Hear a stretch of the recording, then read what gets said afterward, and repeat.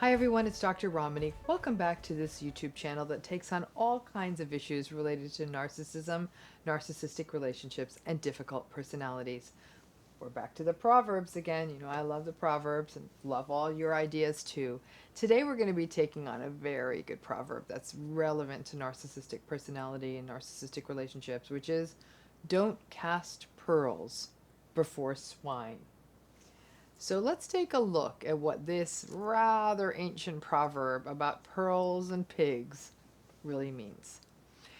This is a phrase that may not be as popular as some of the other ones we've done, such as absence makes the heart grow fonder. But many of you may be familiar with this phrase. The metaphor here is to not give the best of something, or one could say the best of someone, to somebody who cannot appreciate it.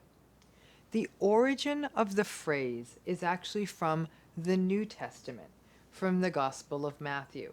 So once again, the roots go deep on this one. So much, I mean, whoever knew that the Old and New Testaments were, instruction manuals on narcissism. The original telling of the proverb relates to the sharing of religious teaching to those who cannot appreciate it. But since then, it has expanded to something far broader, to not put something of value and put it in front of something or someone that cannot appreciate it. Now, I am the first one to acknowledge that this saying actually has some snobby top notes to it. And I'm not a big fan of snobbiness or elitism. For example, someone who may be, for example, a very snobby wine person, would say to give expensive wine to someone who would prefer to drink a $2 bottle of wine. They may call that pearls before swine.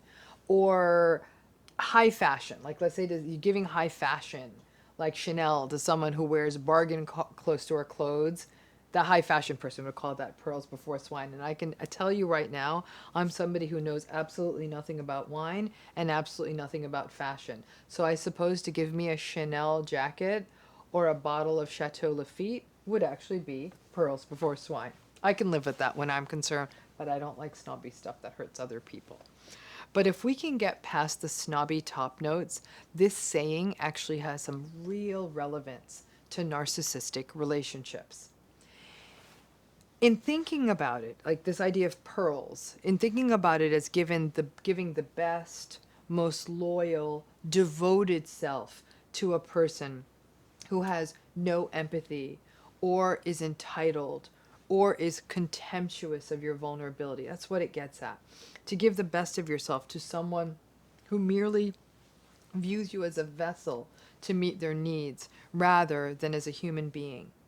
The difficulty of narcissistic relationships is that people in these relationships keep trying harder and harder.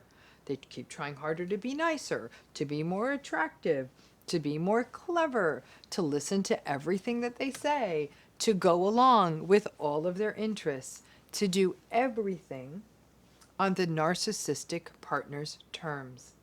And yet, all of that is more often than not rejected.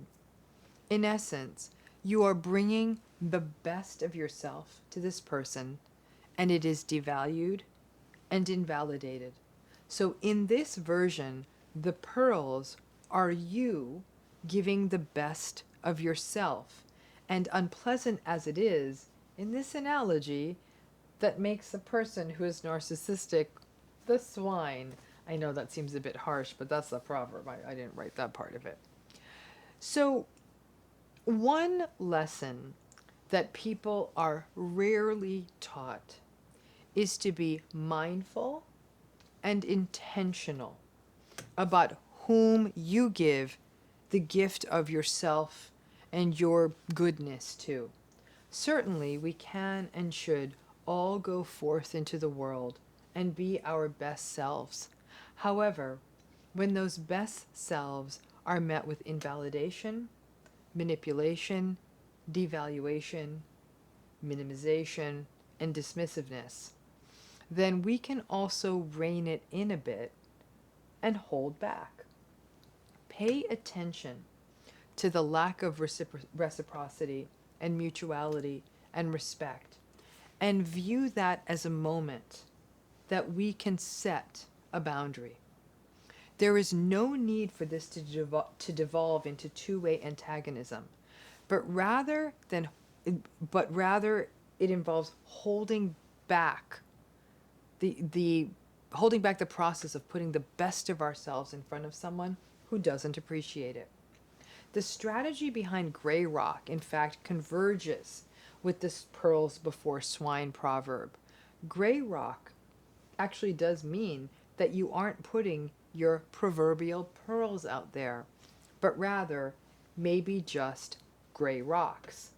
You are engaging, but at a superficial level that reciprocally meets the superficiality of the narcissistic relationship, right? Superficial mirrors superficial. You can actually make that survive for a little while. When I watch or witness a person give the best of themselves to someone who is rejecting them, who is speaking rudely and contemptuously to them, who is talking over them and behaving badly with them, who lies to them and deceives them, this proverb has always come to mind. This idea of watching someone's best, the best of someone, being given to someone who doesn't even notice it and who criticizes it and devalues it. This proverb always comes to mind.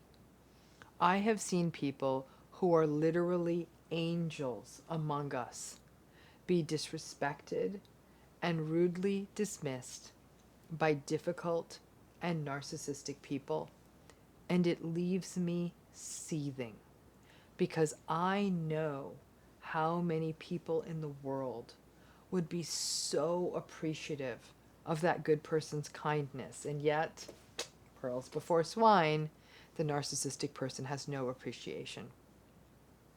The original proverb actually reflected a sort of biblical gray rocking, the idea that you really shouldn't engage in teaching scripture to a person who is not ready to receive it.